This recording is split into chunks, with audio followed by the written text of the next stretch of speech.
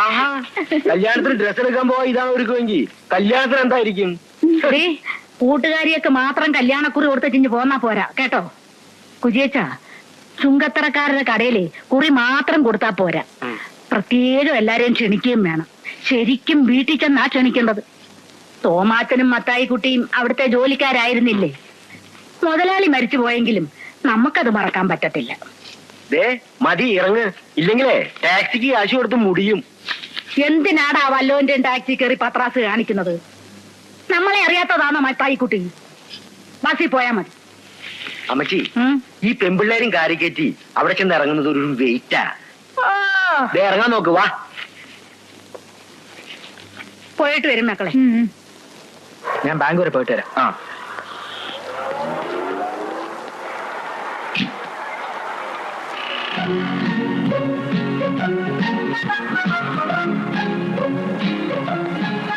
ഇച്ചായന്റെ ആള് വന്നിട്ടുണ്ട്.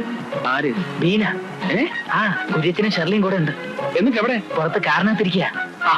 നീ നല്ല പാർട്ടിയാ, ഇങ്ങോട്ട് വിളിച്ചോണ്ടേ. വെറുതെ നമ്മുടെ വെയിറ്റ് കളയരുതേ. വരാനുള്ളവർ ഇവിടെ തന്നെ വരും, വഴിയിലെങ്ങും തങ്ങില്ല. എന്നാലും നമ്മൾ അവരെ വിളിച്ച് ഇവിടെ കൊണ്ടുവരുന്ന അതിന്റെ ഒരു മര്യാദ. അങ്ങനെ ഒരു മര്യാദയും വേണ്ട. തൽക്കാലം ഞാൻ പറയുന്ന അനുസരിച്ചാ മതി.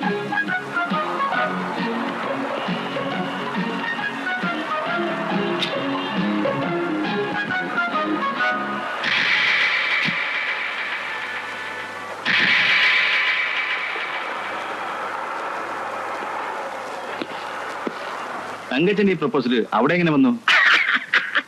എന്താ ചിരിക്കുന്നത്? അതെ, ആ കഥ ഞാൻ പറഞ്ഞ നിങ്ങൾക്കത് ആഴ്ചപ്പതിപ്പിൽ നീണ്ട കഥയായി പ്രസിദ്ധീകരിക്കാൻ കൊടുക്കാം. വേറൊരു സ്ഥലത്ത് പെണ്ണ് കാണാൻ വന്നിട്ട് വീട് മാറി കയറിയതാ. ഈ തങ്കച്ച ആളെങ്ങനെയാ? അയ്യോ, വളരെ നല്ല സ്വഭാവക്കാരനാ. അല്ല, കല്യാണത്തിന് സിംഗപ്പൂരിൽ നിന്ന് ഡേവിഡ് വരില്ലേ? ഡേവിഡ് അവിടെ ഭയങ്കര ബിസിയല്ലേ. മിക്കവാറും അവൻ കല്യാണത്തിന്റെ അന്ന് എത്താനേ സാധ്യതയുള്ളൂ. നിങ്ങളെല്ലാവരും തലേന്ന് തന്നെ വീട്ടിലെത്തിയേക്കണം. പോർച്ചനോടും ചാക്കോച്ചനോടും അമ്മച്ചിയോടും പ്രത്യേകം പറയണം. പറയാം. വാ മക്കളെ, പോകാം. നിന്റെ വാക്ക് കേട്ട് അവരെ ഇങ്ങോട്ട് ക്ഷണിക്കാതിരുന്ന എന്നെ വേണം തല്ല.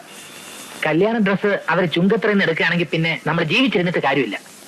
അല്ലേ ചായ? നമ്മുടെ പയ്യന്മാരാരെങ്കിലും പറഞ്ഞിട്ട് അവരെ ഇങ്ങോട്ട് വിളിപ്പിച്ചാലോ? മിണ്ടിപ്പോരുത്. ഇനി ഒരു ഒറ്റ കാര്യത്തിന് നിന്റെ അഭിപ്രായം ചോദിക്കുന്ന പ്രശ്നമില്ല. അത് ചായ ചോദിച്ചില്ലെങ്കിലും പറഞ്ഞു തരേണ്ട എന്റെ ചുമതലയല്ലേ? റോയിച്ച, നീ എന്റെ പണി നോക്ക്.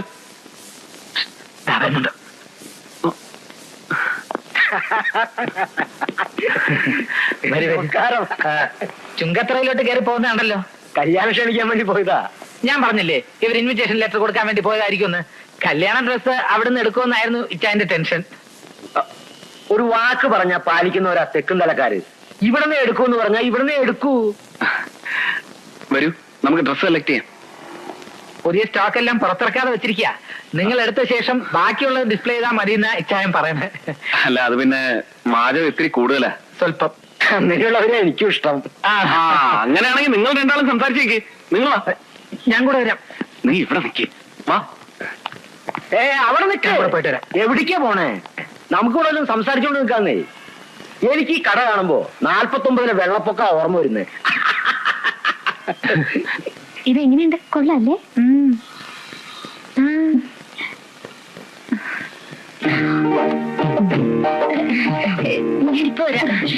പോരാ.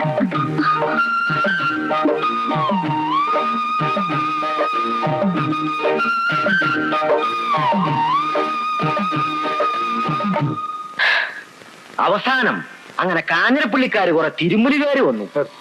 കുടിക്കാൻ എന്തെങ്കിലും പറയട്ടെ? ഇപ്പൊ ഒന്നും വേണ്ട. എന്താ പറഞ്ഞേ? കുടിക്കാൻ എന്തെങ്കിലും പറയട്ടെ എന്ന്. അല്ല, ഞാനെന്താ പറഞ്ഞേ? കാഞ്ഞിരപ്പള്ളിക്കാര് കുറെ തിരുമുലികാര് അവിടെ വന്ന് കയറി. ഞാനവരെ ഒതുക്കി. രാത്രിക്ക് രാത്രി. ഇനി കുറച്ചു നേരം ചേട്ടൻ ഇവിടെ തനിച്ച് സംസാരിച്ചോണ്ടിരിക്കുക. ഞാനിപ്പം വരാം. എടുക്കണ്ടേ?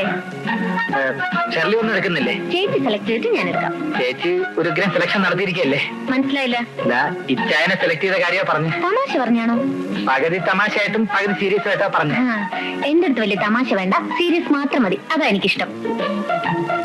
പിന്നെ കൂട്ടുകാരിയുടെ കട്ട് പീസ് മോഷണത്തിന്റെ കാര്യം പറഞ്ഞ് ഇനി എന്നെ ബ്ലാക്ക്മെയിൽ ചെയ്യാൻ വരരുത്. അത് വളരെ ചീപ്പാണ്. ഇതിനൊക്കെ ഉരുളക്കുപ്പേര് പോലുള്ള മറുപടികൾ തരാൻ എനിക്ക് അറിയാഞ്ഞിട്ടല്ല. പക്ഷെ വേണ്ട, അത് തന്നോടുള്ള സോഫ്റ്റ് കോർണർ അല്ല, തന്റെ ചേച്ചിയോടുള്ള കൺസിഡറേഷൻ. അങ്ങനെയുള്ള ഒരു കൺസിഡറേഷനും ആവശ്യമില്ല കേട്ടോ. എന്താ ഷെർലിയുടെ ഓരോരോ തമാശകളെ സമയം പോകുന്ന അറിയത്തില്ല. ഈ ഫലിത ബന്ധുക്കളിൽ സ്ഥിരമായിട്ട് ഒരു ഷെർലിയുടെ പേര് കാണാറുണ്ടല്ലോ. ആ ഷെർലിയാണോ ഈ ഷെർലി? അല്ല അല്ല, അത് ബുദ്ധിയുള്ള ആരെങ്കിലും ആയിരിക്കും. കല്യാണ നിശ്ചയവും മനസ്സമ്മതവും കഴിഞ്ഞിട്ട് പിന്നെ കെട്ടു നടക്കാതിരുന്ന ഇഞ്ചക്കാടൻ ജീവിച്ചിരുന്നിട്ട് എന്നാ കാര്യം? അതും പെണ്ണു വീട്ടുകാര് വേണ്ടെന്ന് വെച്ചാ. തോമാച്ചന്റെ മകളെ തന്നെ മരുമകളാക്കാൻ ഇഞ്ചക്കാടൻ തീരുമാനിച്ചതാണടാ നമ്മുടെ വിജയം. അങ്ങ് എന്തായി പറയുന്നേ? ഈ കല്യാണം നടന്നാൽ അത് നമുക്ക് കിട്ടുന്ന ഏറ്റവും വലിയൊരു അടിയായിരിക്കും. കല്യാണം നടന്നെങ്കിലല്ലയോ? നിങ്ങൾ നോക്കിക്കോ, കല്യാണ ദിവസം പള്ളിയിൽ എന്നാ നടക്കുമെന്ന്. എന്നാ കാര്യവും തെളിച്ചു പറയാങ്ങളെ. പെണ്ണിന്റെ കാര്യങ്ങളൊക്കെ നോക്കുന്നതേ സിംഗപ്പൂരിലുള്ള അവളുടെ കൊച്ചച്ഛനാ. അയാൾ എന്റെ ഏറ്റവും അടുത്ത സുഹൃത്താ. കല്യാണത്തിന്റെ അന്ന് മോർണിംഗ് ഫ്ലൈറ്റിൽ അയാളെത്തും. നമുക്കേ അയാളെ ഒന്ന് പിക്കപ്പ് ചെയ്യാൻ പോണം. അയാളെത്തി നമുക്കെന്താ ഗുണം? കാണാൻ പോകുന്ന പൂരം എന്തിനാ മക്കളെ പറഞ്ഞറിയിക്കുന്നേ?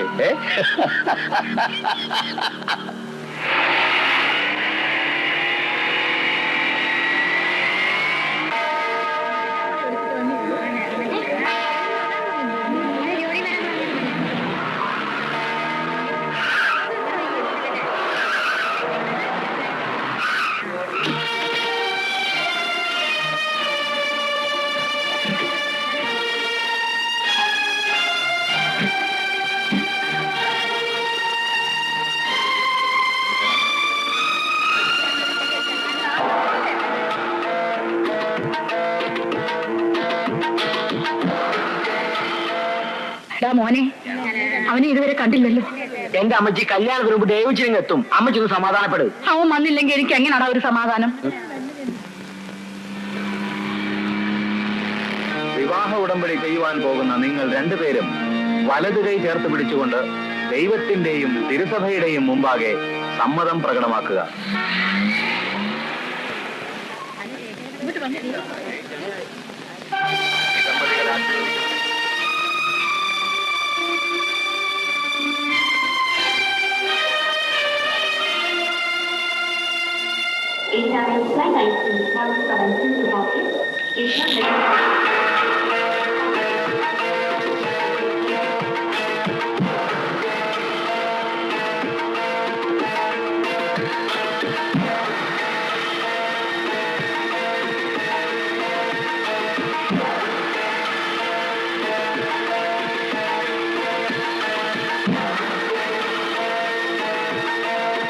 നിങ്ങൾ ഭാര്യാഭർത്തൃ ബന്ധത്തിൽ അറിഞ്ഞും പരസ്പരം സ്നേഹിച്ചും അംഗീകരിച്ചും ജീവിക്കുവാൻ സന്നദ്ധരാണോ? ഇല്ലയാ കൊച്ച, ഈ കല്യാണം നടത്താൻ ഞാൻ സമ്മതിക്കത്തില്ല. അത് മതി.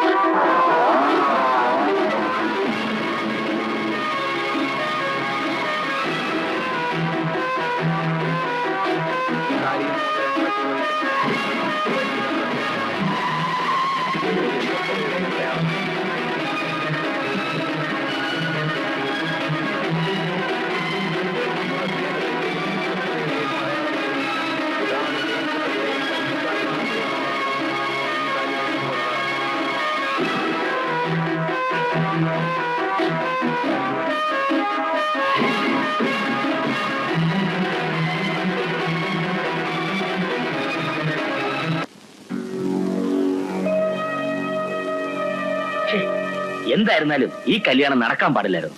ഈ കല്യാണം നടക്കാൻ പാടില്ലായിരുന്നു എന്ന് പറയുന്നതല്ലാതെ നീ കാര്യം എന്താന്ന് പറയുന്നില്ലല്ലോ. ഓ, ഇനിയിപ്പൊ പറഞ്ഞിട്ടും വലിയ കാര്യമൊന്നുമില്ലല്ലോ.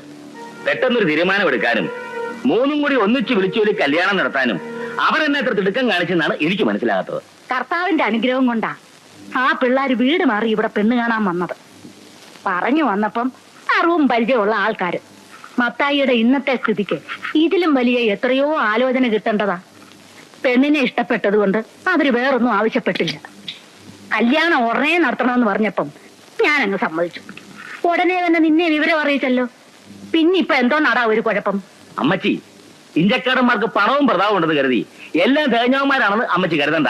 എടാ, ഇഞ്ചക്കാട്ടുകാർക്ക് എന്നാടാ ഒരു കുഴപ്പം? നമ്മളെ പോലെ തന്നെ തറവാട്ടുകാരാവരും. അവന്മാർ തറവാട്ട് ഗുണത്തെ പറ്റിയൊന്നും അമ്മച്ചി ഇപ്പൊ പറയണ്ട. ഇങ്ങനെ കടന്ന് വളച്ചു കെട്ടാതെ നീ കാര്യം എന്താന്ന് പറ. ഒക്കെ പറയാം അമ്മച്ചി, പക്ഷെ അതിനു മുമ്പ് ഞാൻ അറിഞ്ഞിട്ടുള്ള കാര്യങ്ങളൊക്കെ സത്യമാണോന്ന് എനിക്കൊന്ന് അറിയണം. എന്നാ കാര്യോ? എല്ലാം പറയാം. അയ്യോ, അടുപ്പി പാല് വെച്ചിരുന്ന കാര്യം അങ്ങ് മറന്നു. അല്ല, എന്തിനാ ഇത്ര നേരത്തെ എഴുന്നേറ്റേ? കല്യാണം കഴിഞ്ഞ എല്ലാരും വൈകി എഴുന്നേക്കൂ. ഇവിടുത്തെ ഏലിക്കൊച്ചമ്മ പോലും ഇപ്പോഴും എഴുന്നേക്കുന്ന 7 മണിക്കാ. എന്നതാ മോളെ ഇവള് പറയുന്നേ? ഇവള് പറയുന്നൊന്നും മോള് കാര്യമാക്കണ്ട. ഇവളെ വാപോയ വാക്കത്തിയാ. രാവിലെ മോള് കുളിയൊക്കെ കഴിഞ്ഞോ? എന്നിട്ട് തന്നെ അങ്ങ് മാറി നിൽക്കുന്നേ.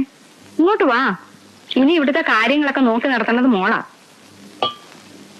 തങ്കച്ചനുണ്ടേ കൊടുക്ക്. അവൻ എഴുന്നേറ്റോ? ഇല്ല. വലിയ ഉറക്കക്കാരനാ. ഓ, എന്നതാ ഇത്രക്ക് നിൽക്കാൻ? ഞാൻ ഓരോന്ന് ആലോചിച്ച് ചിരിച്ചു പോയതാണേ. അയ്യടി, അങ്ങനെ ഇപ്പൊ ഒന്നും ആലോചിക്കണ്ട കേട്ടോ. ആ അരിപ്പൊടി എടുത്തൊന്ന് നനച്ചേ. അയ്യോ, ഞാനും അതാ ഇപ്പൊ ആലോചിച്ചേ.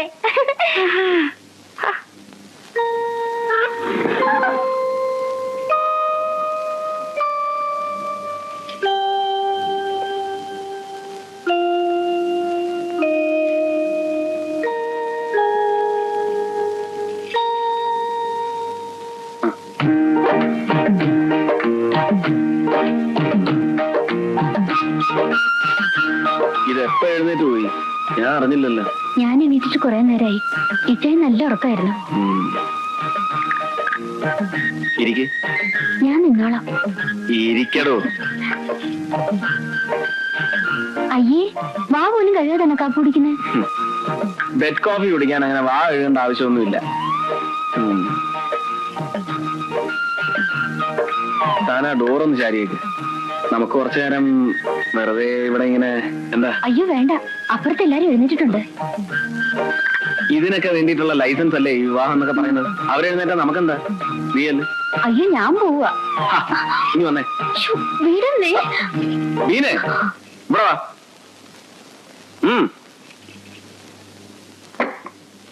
ഇവിടെ വരാൻ. ഇങ്ങോട്ട് നീ ഇത് അനങ്ങിപ്പോരുത്.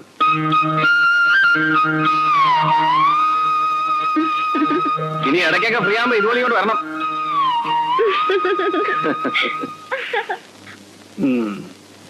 മേശ കസേര വാടക 2500, കല്യാണ പന്തല് 3250, ബേക്കറി സാധനങ്ങള് 4500, കാർ വാടക 6200, കൂലിച്ചെലവ് 1200.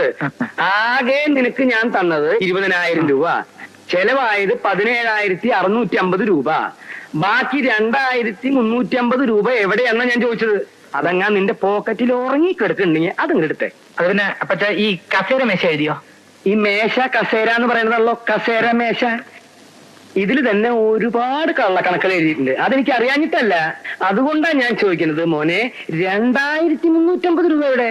2,350. ആ, ആലോചിച്ചിട്ട് പറഞ്ഞാ മതി.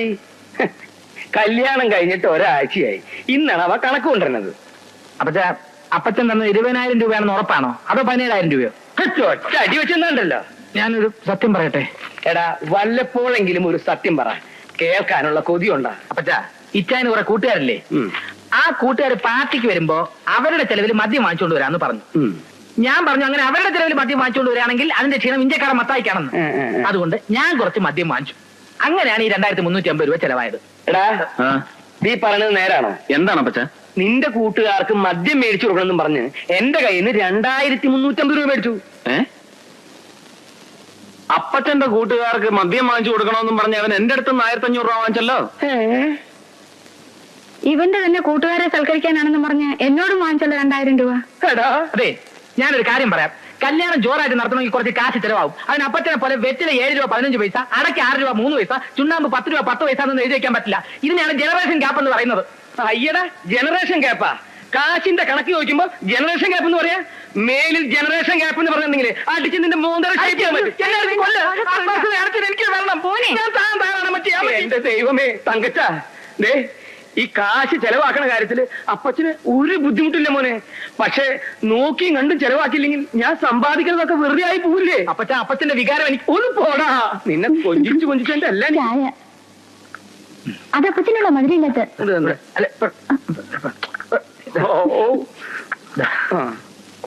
വേണ്ട, അമ്മ ചോദിച്ചു. അമ്മ വേണ്ട, എന്റെ പൊന്നു മോത്തേക്ക് കുടിക്കും ഞാൻ.